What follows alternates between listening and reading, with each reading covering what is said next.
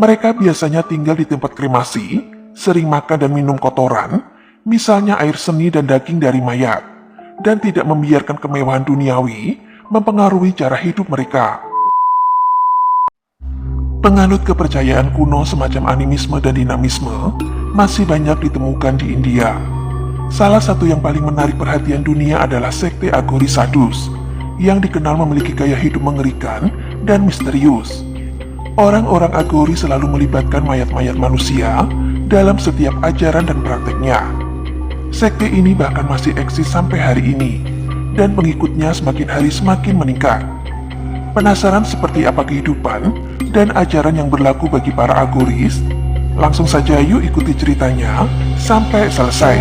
Sekte Aghori merupakan sekumpulan orang yang tinggal di kota Varanasi, India, yang terletak di sebelah utara dan di sepanjang tepi sungai Gangga.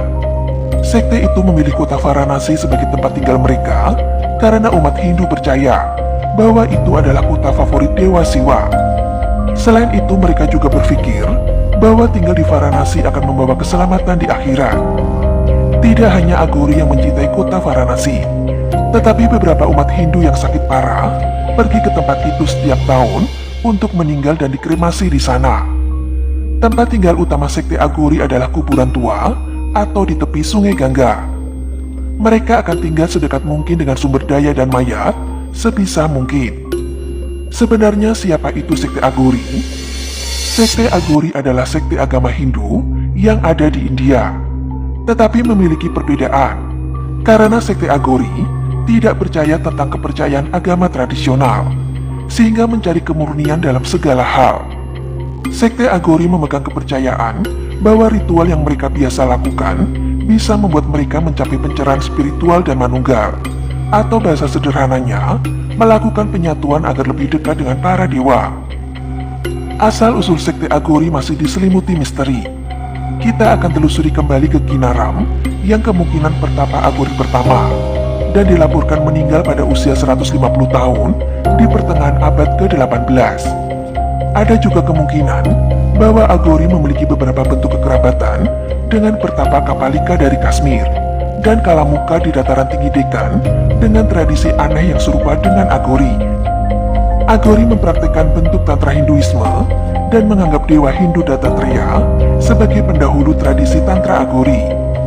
Mereka sepenuhnya didedikasikan untuk Bhairava, manifestasi dari dewa super Hindu, yaitu Dewa Siwa, dan mereka percaya bahwa Siwa identik dengan kesempurnaan.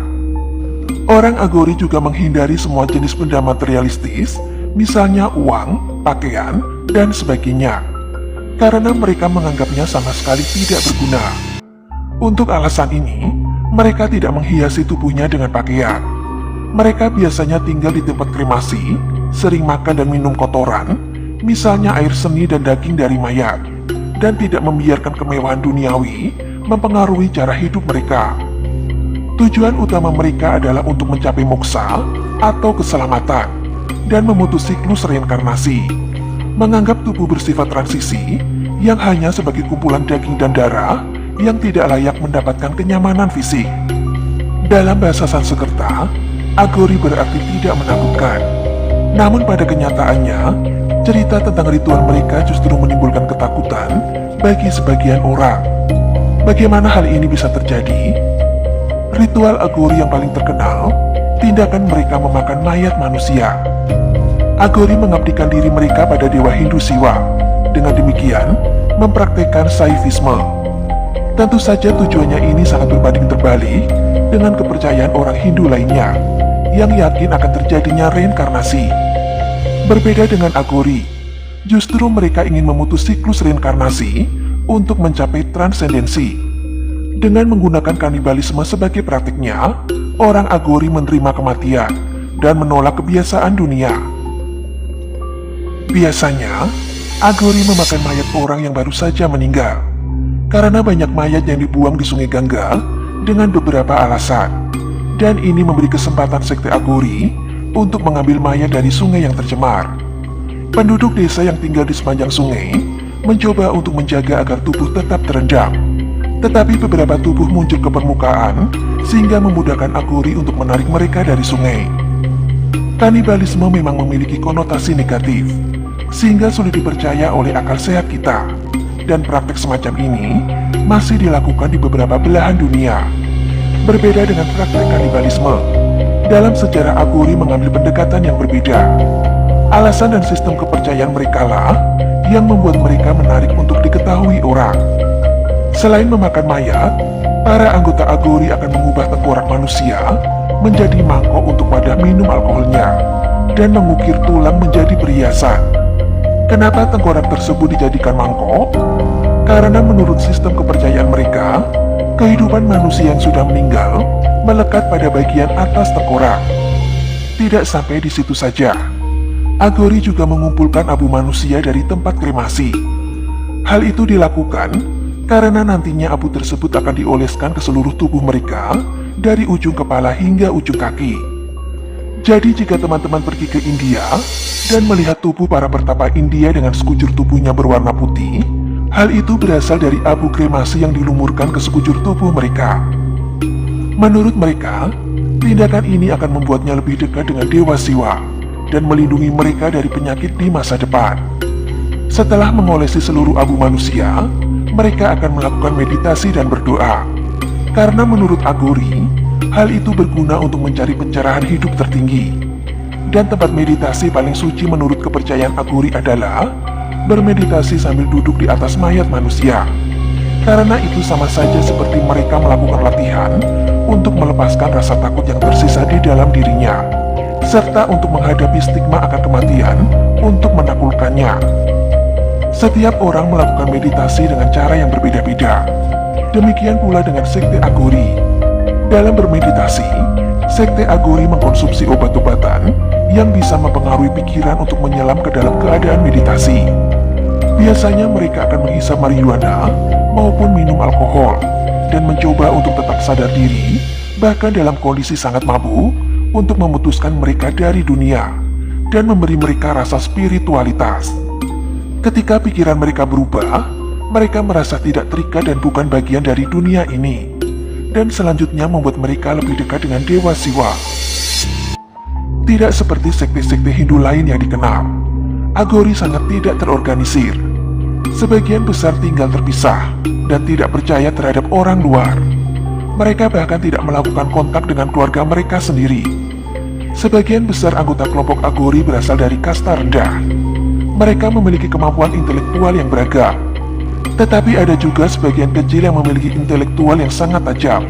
Bahkan ada seorang Agori yang pernah menjadi penasehat Raja Nepal.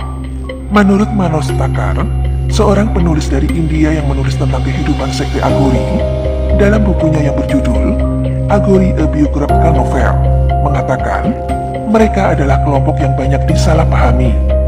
Orang Agori adalah orang sederhana yang hidup dengan alam dan mereka tidak menuntut apapun. Mereka melihat semua sebagai manifestasi sesuatu yang agung. Mereka juga tidak menolak atau membenci seseorang atau bahkan sesuatu. Itulah mengapa komunitas mereka tidak membedakan antara daging dari hewan yang disembelih atau daging manusia.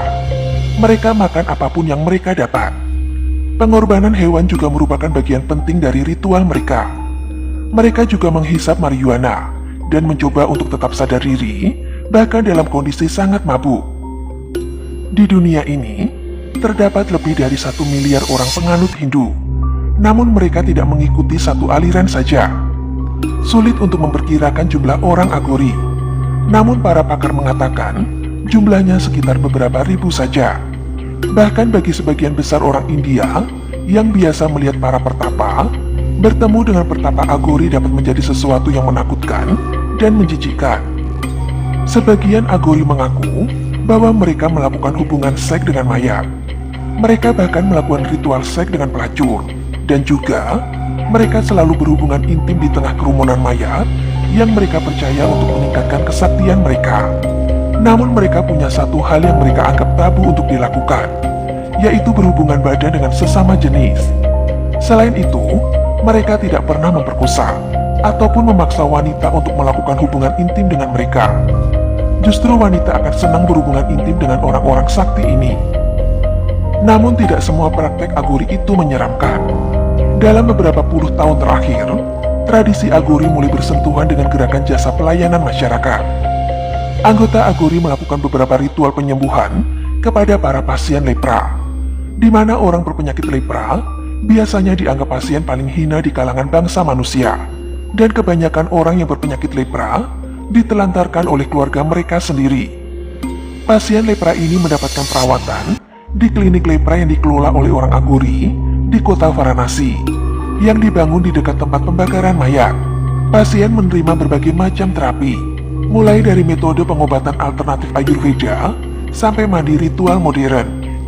Selain penyakit lepra, anggota Agori juga percaya dapat menyembuhkan penyakit apapun, termasuk kanker, AIDS, dan lain sebagainya. Agori mengklaim dapat menghilangkan penderitaan dari si penderita secara permanen. Anggota Agori adalah pemuja Dewa Siwa, dewa perusak dalam keyakinan Hindu, serta pasangan Dewa Siwa, yaitu Dewi Sakti atau Dewi Kali, yang merupakan Dewi Kematian. Agori terlihat seperti perwujudan hidup Dewa Siwa, tampak seperti mimpi buruk. Mereka memiliki rambut panjang yang tidak dipotong sepanjang hidup mereka. Oleh karena itu, Agori dibenci dan sekaligus dihormati oleh masyarakat karena cara hidup mereka yang misterius, gelap, dan unik. Orang Agori tidak pernah menjadi bagian dari masyarakat arus utama dan selalu menjalani kehidupan terpencil sendiri. Meskipun praktek mereka merupakan sumber kengerian bagi banyak orang, namun hal yang lebih menarik adalah fakta bahwa orang Agori mempunyai keyakinan. Walaupun mereka menjalankan praktek radikal, misalnya kanibalisme, hubungan seks bebas, menghisap marijuana, dan menggunakan sihir, tetapi mereka tidak pernah membunuh orang untuk melakukan kanibalisme. Mereka justru mengesampingkan kejahatan demi mencapai ilahi. Agori sejatinya tidak memiliki kebencian dalam diri mereka, dan percaya bahwa orang yang membenci tidak dapat bermeditasi. Terlebih mereka juga berkeyakinan untuk berbagi makanan dengan para hewan dalam satu mangkok, untuk menghilangkan kebencian mereka pada makhluk lain. Terlepas dari hal itu, menurut kepercayaan mereka, tujuan menghilangkan kebencian itu untuk menjadi lebih tinggi dan menjadi satu dengan Dewa Siwa, dewa yang mereka puja. Mereka juga tidak pernah memaksa siapapun untuk menerima cara hidup mereka. Hal inilah yang memungkinkan masyarakat dapat menoleransi gaya hidup mereka selama bertahun-tahun. Diyakini orang-orang Agori memiliki kekuatan sihir hitam yang mereka peroleh dengan cara ekstrim, seperti memakan mayat dan bermeditasi di tempat kremasi. Beberapa bagian dari populasi Hindu di India, terutama yang mendiami daerah pedesaan, juga memakai jasa sekte Agori Sadhus, yang mereka percaya mempunyai kekuatan gaib dan mistis. Dan dengan demikian, para penduduk desa ini akan mencari bantuan mistis kepada mereka dalam hal-hal yang berhubungan dengan kekuatan mistis yang mengganggu mereka. Di India Utara, hanya pria yang boleh masuk sekte Agori. Namun di Bengali, ada perempuan pemuka Agori yang tinggal di dekat tempat pembakaran jenazah. Namun berbeda dengan kaum lelakinya yang tidak mengenakan baju dan hanya mengenakan selembar kain seadanya untuk menutupi auratnya, tetapi kaum perempuan Agori memakai baju lengkap. Sebagian orang Agori juga sudah menggunakan telepon seluler dan transportasi umum, dan juga semakin banyak yang sudah mengenakan baju saat datang ke tempat umum. Dan pada saat anggota Agori meninggal, jasad mereka tidak akan disantap oleh orang Agori lain. Jasad mereka akan dikremasi atau dikubur sebagaimana kebanyakan kita juga. Memang beberapa praktek sekte Agori membuat kita merinding, tapi sekali lagi, itu adalah sistem kepercayaan mereka. Itu tadi bahasan saya tentang sekte Agori. Dari cerita ini, saya ingin mendengar pendapat teman-teman. Setujukah teman-teman dengan keberadaan sekte Agori ini? Silakan tulis pendapat teman-teman di kolom komentar.